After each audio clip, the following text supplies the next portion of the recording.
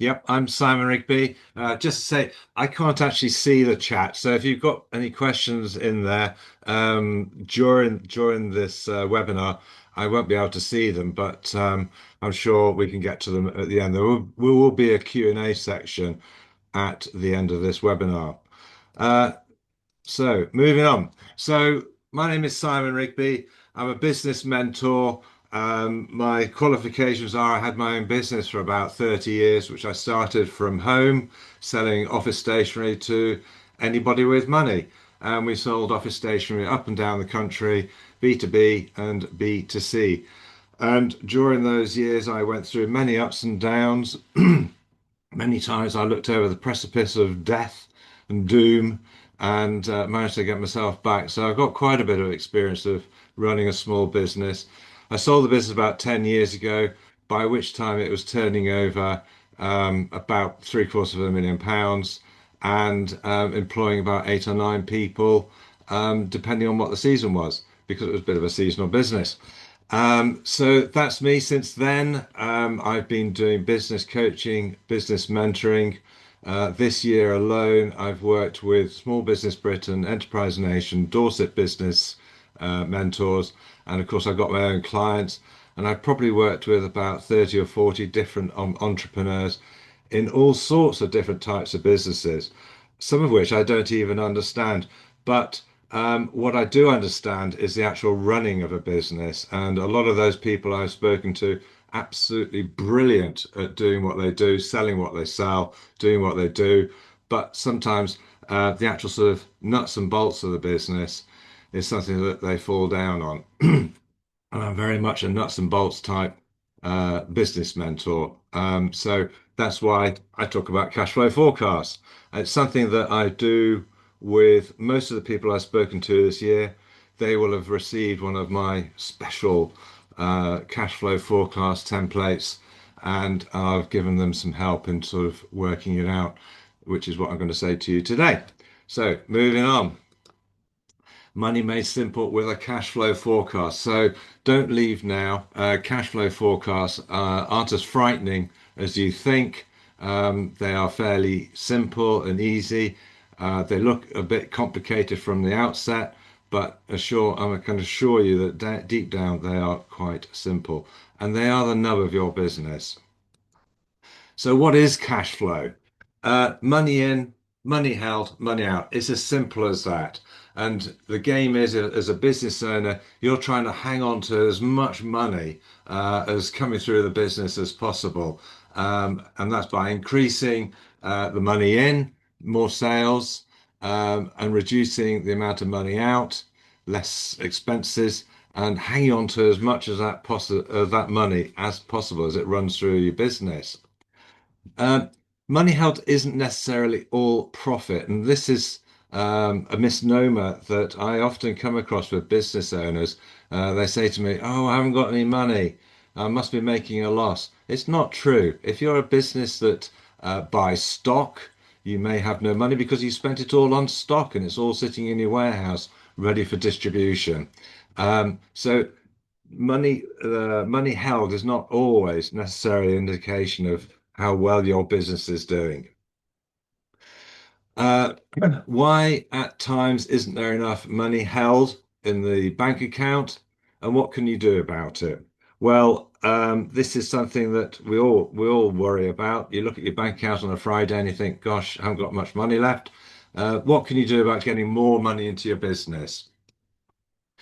One of the things that can affect that is obviously late payments from your customers.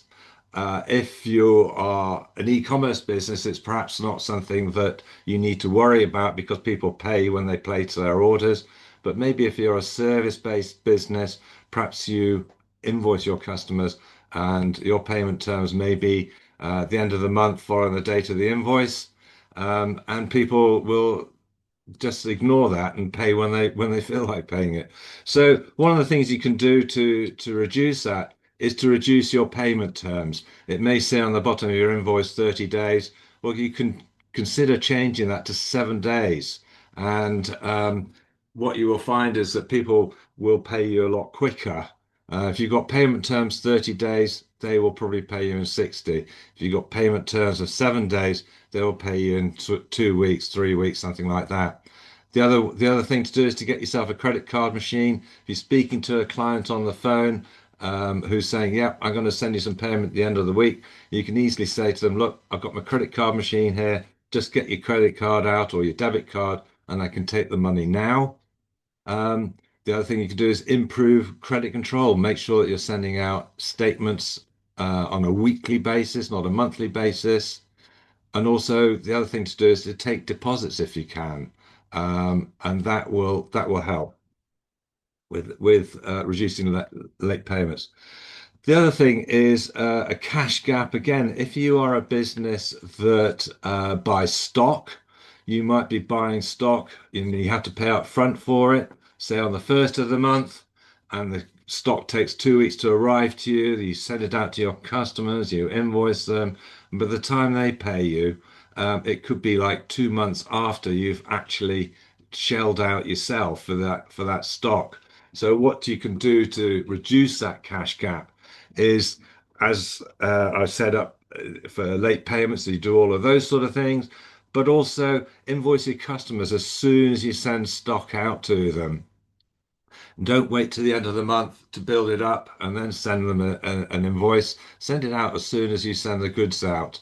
But also try and negotiate longer payment terms with your suppliers. If you've been dealing with them for a long time, perhaps they're willing to give you credit or even longer credit than you've already got to try and reduce that cash gap.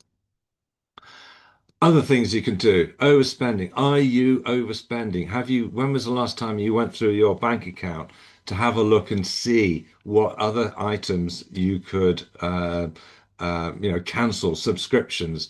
I know I've probably got about 3 or 4 subscriptions that I should really be cancelling, that I don't use those facilities anymore. And it's a case of sitting down and just going through, cancelling those sort of subscriptions, but just stop overspending. Do you really need those products you're thinking about getting? Do you really need that service? Have a good old think about it and see if you can reduce it. Obviously, poor forecasting, and we're going to come on to that. We're going to show you the spreadsheet so that you can forecast predictably. Um, Poor sales. One of the ways, obviously, of getting more cash into the business is by selling more. So improving marketing, increasing your prices, is another way. When's the last time you looked at your prices that you're selling? And don't forget that 80%, when people are looking at prices, 80% of the reason they will buy from you is because of an emotion. The actual price is sometimes secondary. I'll give you an example. Say if I'm buying something, I've got an old Land Rover, I go on eBay and I'm buying a part for it. Perhaps that part looks too cheap. It's only 4.99, and I'm worried that it's going to be rubbish. And if I got a problem with it, then I'm going to have some difficulties trying to get my money back. So maybe I'm willing to pay a little bit more, like a premium, like an insurance premium. So if you consider increasing your prices, I've always said if your marketing is good, price is secondary. Um, Also, if you are a stock-based business and you're short of cash, maybe you've got some old stock in your warehouse that you can turn in. If something's not sold in 6 months, maybe it's time to just cash it in and get rid of it, have a sale, and turn some of that stock into cash.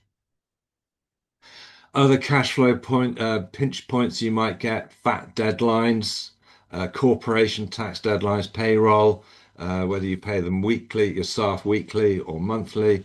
Uh, PAY and NIC payments can also build up, but also seasonal dips. How are you going to be off in January and February, which is normally a quiet month for a lot of businesses? Um, and it's something that you need to build up cash for. Also, August was a period of the year that I always knew my business would be quiet, and I would try and build up a little bit of cash to keep me going during that period. Also, rent payments. These are normally quarterly. And I think that the December the 25th is the last quarter of this year. I don't know why it's so unseasonally on Christmas Day, but make sure that you've got enough cash for that rent payment, and also large unexpected payments. Sometimes just things happen, and you wake up and there's an invoice in the post or on the email that you weren't expecting, and that can cause cash flow problems. One of the things you can do is to build a cash buffer. And a cash buffer is enough money to keep your business running if you didn't have any sales. So that is enough cash to pay all your overheads, your staff, um, and your marketing, all of those expenses. Can you build a cash buffer in your business to keep it running if there weren't any sales? How big should your cash buffer be? Well, that's entirely up to you, but start with 1 week. Can you build enough cash in the business so that you can cover all of your expenses in that 1 week, and then you can build it up to 2 weeks, and 1 month, and 3 months. I've got a client who started doing this a couple of years ago, and they're now up to 3 months of a cash buffer in their business, which means to say, if they didn't get any sales for the next 3 months, they've got enough money to keep their business going. But then the quick question is, are you expecting to get any sales in the next 3 months? And the answer is always yes. But it makes for a much more relaxed business owner, knowing that they can just sit there, and if nothing happens, they've got enough money to keep the business going. So how do you build a cash buffer? Well, best thing to do is to open a separate bank account and just slowly dribble money into it. If you could just transfer some money, put it as a standing order at the end of every week. And I'm not talking about a lot of money. I don't know how big your business is, but I used to transfer a couple of £100 every Friday into a separate bank account, and it would build up for those unexpected bills. And I was always very thankful that I've got that little cash buffer sitting there, just slowly growing. Um, so yes, you can always set up a separate bank account for that sort of thing. And now the cash flow forecast spreadsheet. Wow. It does look pretty awesome and frightening, really. But I'm going to go through it in detail, and you can have a look and see what it's all about, and then we can come back to it afterwards. So the top line. If I go, I'm going to go through this top line here, the green line, and then we'll go through the revenue, which is the blue, and then the pink one underneath, which is where all the nasty expenses are. So the all-important bank balance, and this is the money held. And the spreadsheet will take care of all of this. You just have to, oops, you just have to make sure that you've got your opening balance in the bank, and then the spreadsheet will tell you how much money is coming in, how much money is going out, and what the closing bank balance should be. And you see up there it says week number. Uh, it depends on your business and how tight cash is for your business, whether you do this on a weekly basis or maybe you do it on a monthly basis. I always prefer to do this on a weekly basis because then it's much easier to keep track of things if things start going wrong. And checking that the bank balance, the opening bank balance at the beginning of every week is as per the bank. And so we go on from there and we start looking at the money in. Now, again, this depends on the type of business you are. If you're an e-commerce business, you're probably down there on the right-hand side. You've got money coming in from Amazon, PayPal, your credit card processor, direct or other. You might get you'll get all of that sort of cash coming in every week. If you are a service-based business, you might have commercial contracts. I've got a client, and they will put down they're a flooring business, and they put down every job that they've got and how much it is, and they cross-cast it, oops, across the spreadsheet when they're expecting that money in. So there are various ways that you can show this. Um, you also might have other income. I don't know quite where you might get other income from, but there may be some other income coming into business. Transfers in, you may need to give your business a little bit of a help once in a while. So you transfer some money in.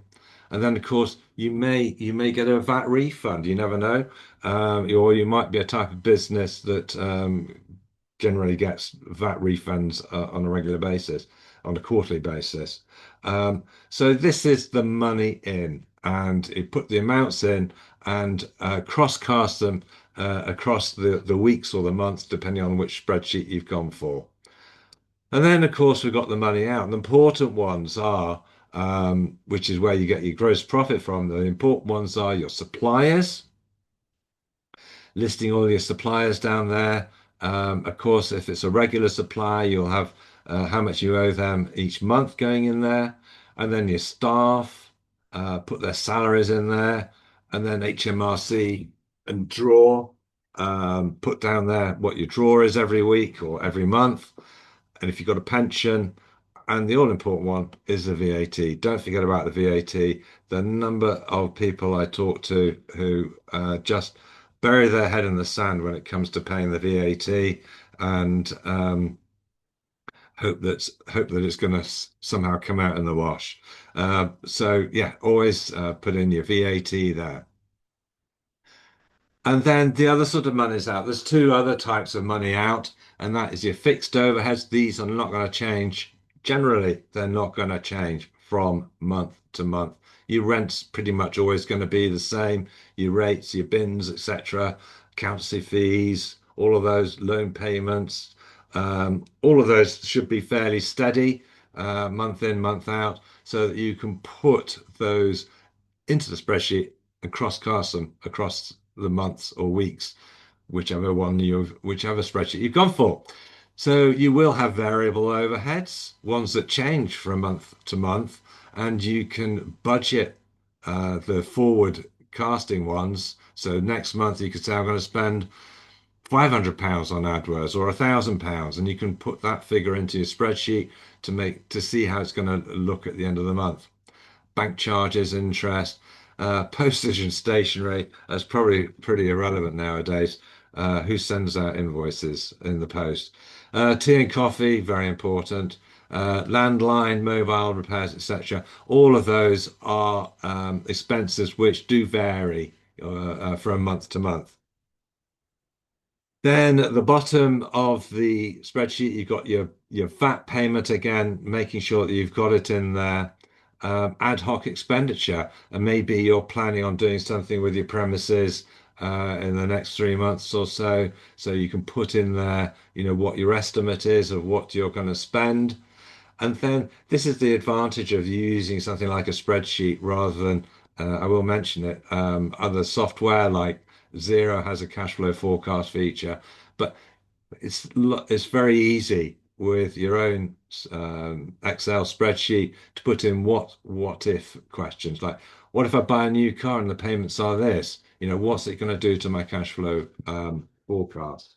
And then, of course, transfers out. You may have, as I said, you may have transferred some money in. Of course, you want that money back out so you can budget for it. You might put a big lump of money into your business at the beginning of the year in January and then transfer it out slowly over the next 12 months.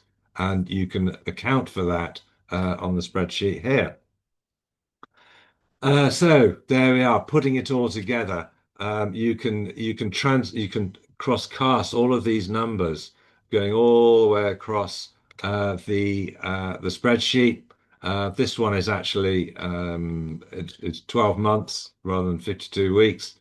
Um, and the thing to do is at the end of every month is to make sure that the bank balance agrees with the bank. And it may mean that you need to make adjustments to the payments you've made or the income you received in the previous month to get that figure to agree. But then it allows you to re-estimate what your budget is going to be for the next period, the next 12 months or the next 51 weeks. So it all comes together and it doesn't look as scary as this. You can delete a lot of the lines if it's irrelevant to your business.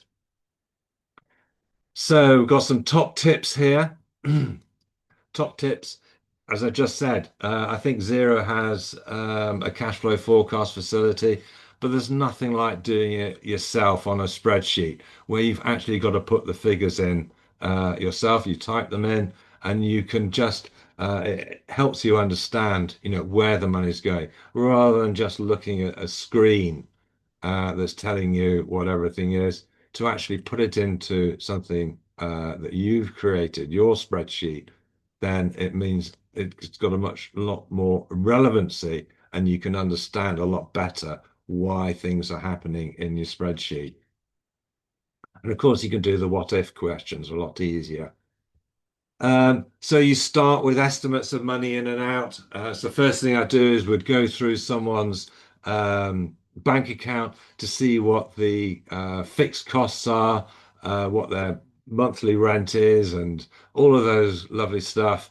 And then you can just estimate that and put it all the way across the spreadsheet. And then, as I said earlier, you can always amend those, adjust those as and when you get better information, you get truer figures coming in. Update your forecast weekly. It's much easier to do that.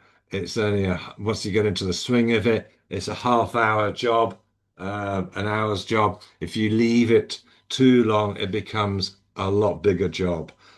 So if you can update it on a weekly basis, it'll help you understand more about what cash you have available.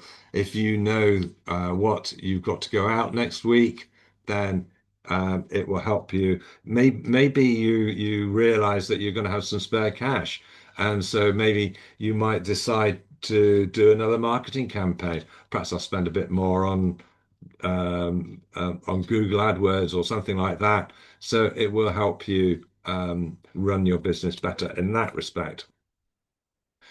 Agree to, as I've already said, agree to the bank balance at the end of every month. That's very important because sometimes a small error just compounds up, and by the end of the year you can be miles out, and then the spreadsheet really isn't worth the paper it's written on. So when you are estimating, underestimate the amount of money that's coming into your business and overestimate the money going out leads to happy and relaxed business owners because then it's a nice surprise and you've got more money in your bank account than you thought you were going to have. But And if you want, you can set this spreadsheet up to tell you what sales you need to attain to cover the expenditure that you've got in the business. It depends on what your gross profit is for the business. That and knowing that will help you estimate what your sales should be, and that makes for a good target.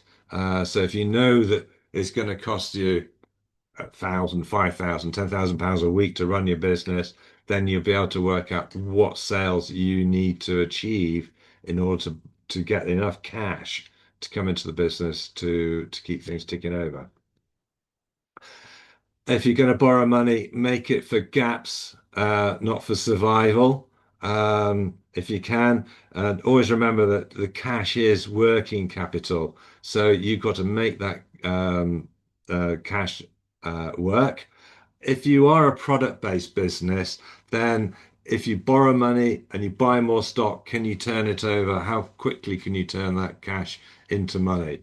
That is one of the calculations you need to do if you're running a stock-based business.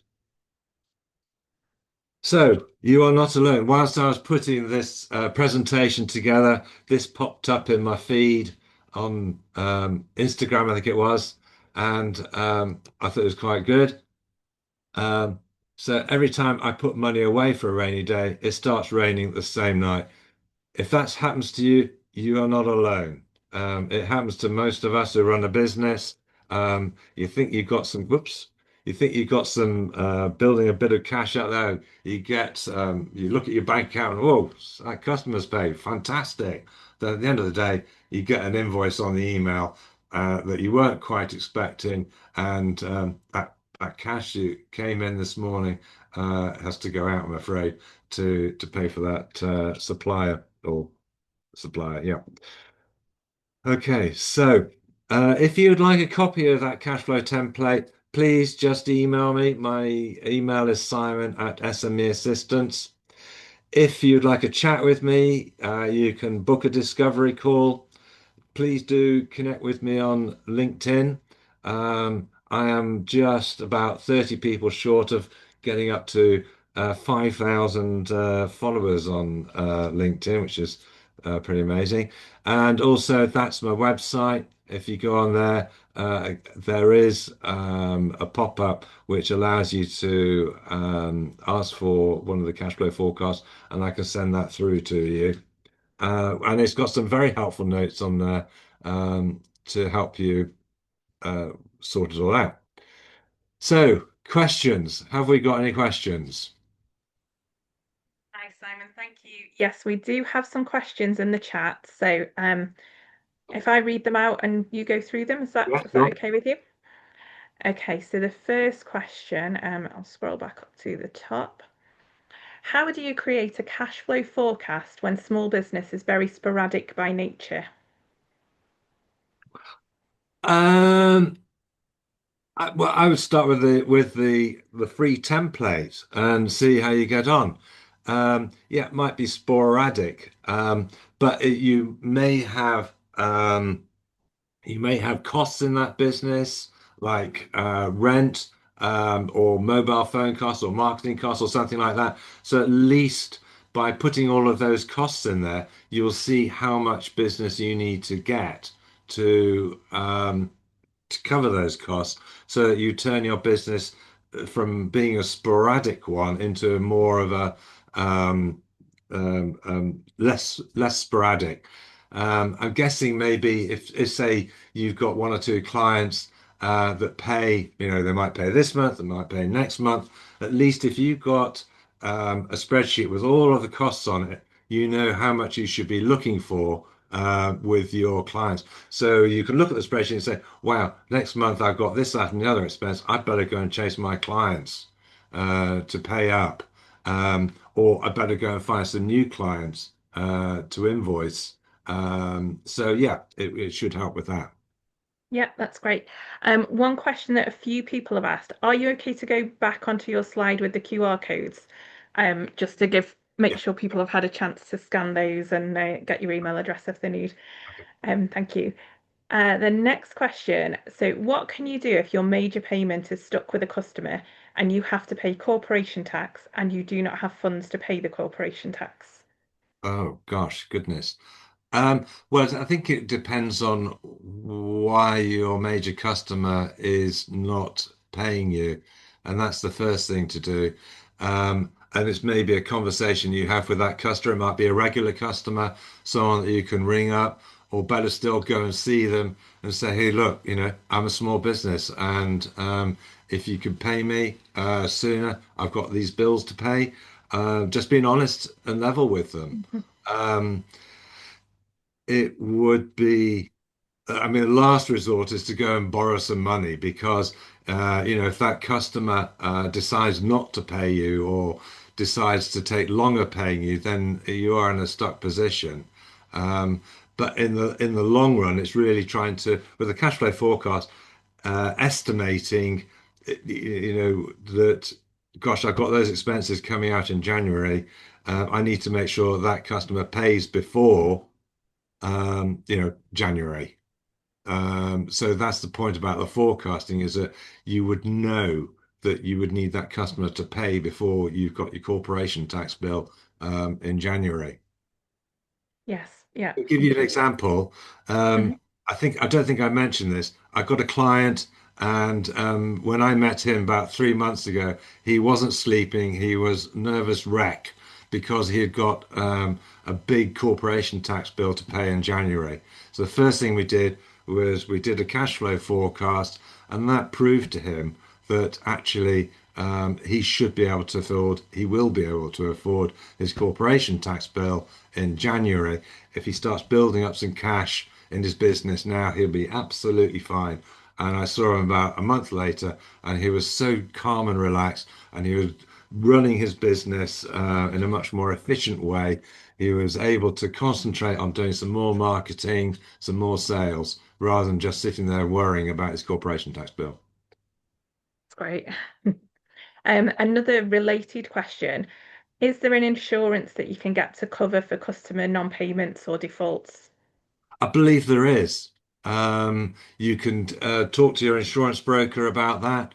I believe there is, or your bank. I'm sure the NatWest used to do something like that. There is also something called factoring, when you can send your invoices off to a factor, and say your invoice is for £1,000, they will send you £800 that day. They'll send you 80% of that, and the remaining 20%, they'll obviously take some charges, but the remaining 20% is something that they will pay when that customer pays them. And that's Mhm. factoring, invoice factoring. Great. We've got a couple of questions about the cash flow spreadsheet. So is the opening balance the same as the closing balance from the previous month or week? Yes, the Yeah. closing balance on Friday is the opening balance on Monday. hmm And then we've got some questions about AI. So could you get Chat GPT or something like that to do these forecasts for you? I guess you could, but there's nothing like actually sitting there doing it yourself. I'll give you an example. In my own business, I had a bookkeeper come in every month, and she would do a profit and loss for me. And I would ask her to give me, it's called the nominal ledger balances. And I would take those numbers and I'd put them into my own spreadsheet, because as I was typing those numbers in, they had some relevance to me. So if, for instance, I was typing in that we had spent £500 on repairing the van, I would be wondering, why the heck am I, why £500? So, rather than just looking at a sheet of numbers, you're actually typing this in. So yeah, you could use AI to create the basis for a spreadsheet, but I think that it's a good idea to update it, keep it updated yourself. Mhm. Yeah, definitely. Um, Another question. So how does this all work with HMRC trying to make us change from spreadsheets to use accounting software? I think that's that Making Tax Digital that's coming in next year. Yeah, that this Um, yes, yes, exactly. That you just can't. I don't think HMRC will accept spreadsheets anymore. So it is a case of finding some software that will communicate with HMRC. And a funny feeling, I came across some software where you type in the numbers and then it uploads them to HMRC. So you could still have your spreadsheet, but then you have to mm, transfer the numbers into this widget that then loads it up to HMRC. I think I would be having a look to see what software HMRC are happy to be linked to. mhm. Yeah, it still makes sense, doesn't it, to have the spreadsheet for yourself, even if you're not supplying that to HMRC. Yeah, Yeah. yes. Okay, we've got a question about flexible staff. So we've got someone that's got flexible staff who work twice as much or more through certain months of the year due to the nature of the business. How to budget for wages that are linked to order volume when we don't know what order volume will be? Do we take an average of last year and average it per month, for example? Wow.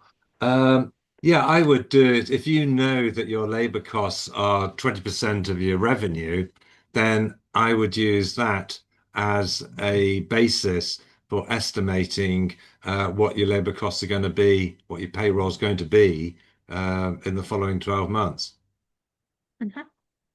I think We've that's got a question from someone who's taken a break from their business and stopped sales for many months. What would be the best way for them to fill in the template using estimates?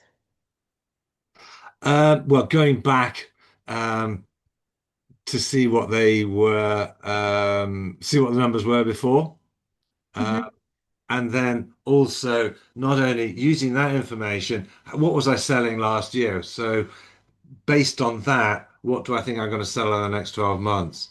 And maybe you might put a bit of hope value in there and you put on another 10% or 15% because you feel that you're going to, improve your sales and marketing. So, just going back there. Or the other alternative is to see what your expenses are and what sales do you need to cover those expenses.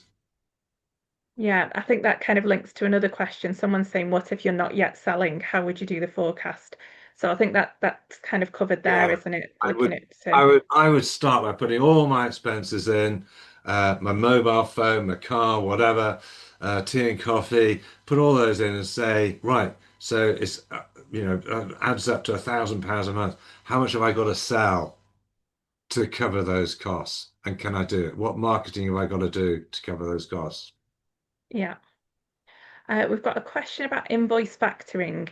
Do they need accounts or future forecasts? Oh, they'll need all of that and your blood group and your inside leg measurement, probably.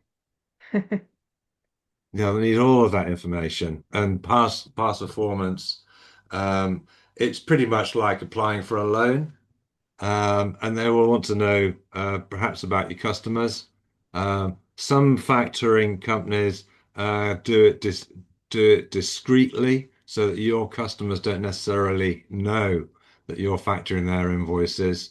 But the one of the advantages they will do credit control for you, and they will be a little bit meaner about it than perhaps you are. If you're running your business and one of your best customers is a friend of yours, say for instance, but he's not paying us quick.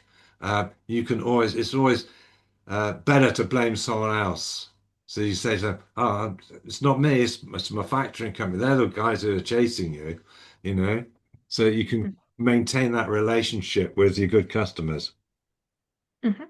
Thank you. Another question, have you got any top tips or best practice about having multi-currency payment to suppliers? So they've said as well as funding my business account from personal account in multiple currencies.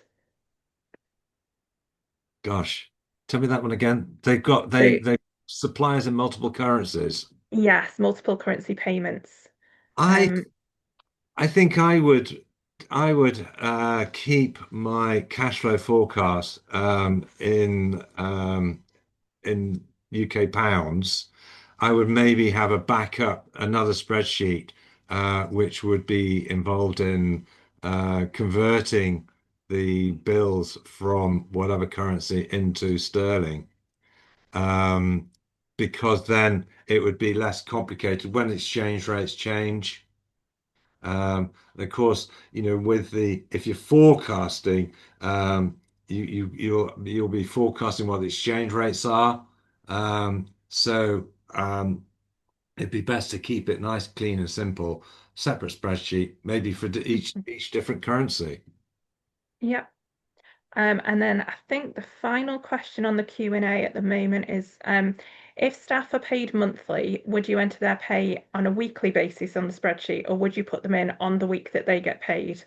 So I think that's would you divide it over the weeks, No, I or would do. you kind of If you're paying staff monthly, I would put it in on the if you're doing a weekly spreadsheet, I would put it in every 4 weeks or 5 weeks, depending on how many weeks what day the payroll sorry, the first of the month occurs. Um, I would put it in then, not split it out over the weeks. so that is all of the questions in the Q&A. So Okay. unless anyone else has any burning questions that they want to kind of enter now quickly. Um, I think that is it. So thank you so much, Simon. I think that's been really useful. I think there's lots of comments in the chat that people have found this really useful. Oh, good. Um, so that's great. We will be sending out the replay of this, the recording. So yeah, thank you very much. Thank you everyone for attending, and thanks again, Simon. All right. Thanks very Thank much. Cheers, you. guys. Do get in. Bye. Cheers. Bye. Bye. Bye.